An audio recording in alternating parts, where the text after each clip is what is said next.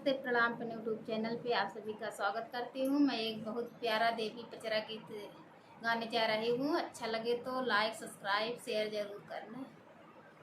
विंध्याचल पहाड़िया से निकलई देवी मैया हो कि घूमई लगी ना। मैया मोरी गौआ के गलिया हो कि घूमई लगी ना।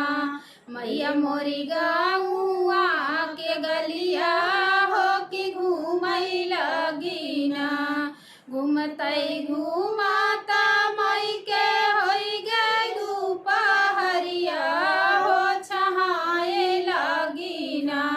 मैया मोरी नीमिया के तरवा हो छहाए लगी ना। मैया मोरी नीमिया के तरवा हथवा डेलरिया लइके निकलई मालिनिया हो कि पूछई लगी ना। दुर्गा माइया से बतिया हो कि पूछई लगी ना। दुर्गा माइया से बतिया हो कि पूछई लगी ना। गौआ घूमते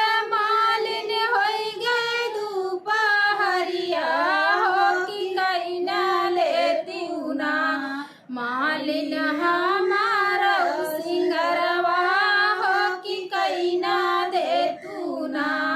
मालिन हमारा सिंगरवा हो कि कैना दे तू ना। फुलवा ही बिन चुनी मालिन गजरा बनाई हो लगाई देली ना। दुर्गा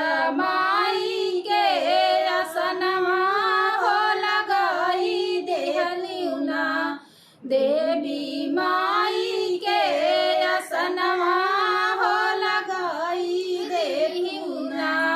वही चढ़ी मैया मोरी करली सिंगरवा हो कि मनवा मोहैना।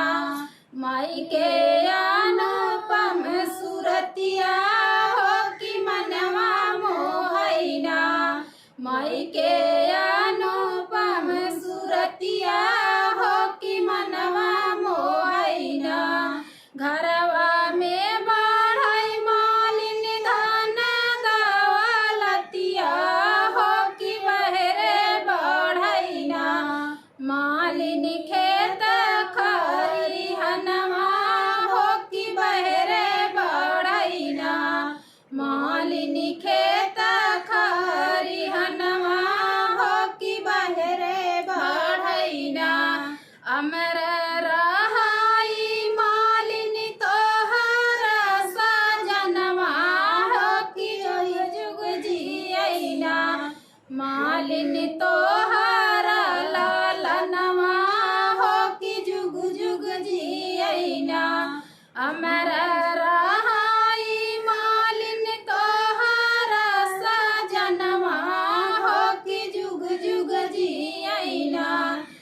मालिन तोहरा लालनवा हो कि जुग जुग जियैना।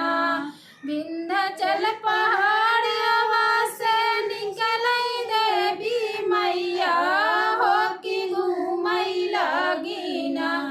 मैया मोरी गौआ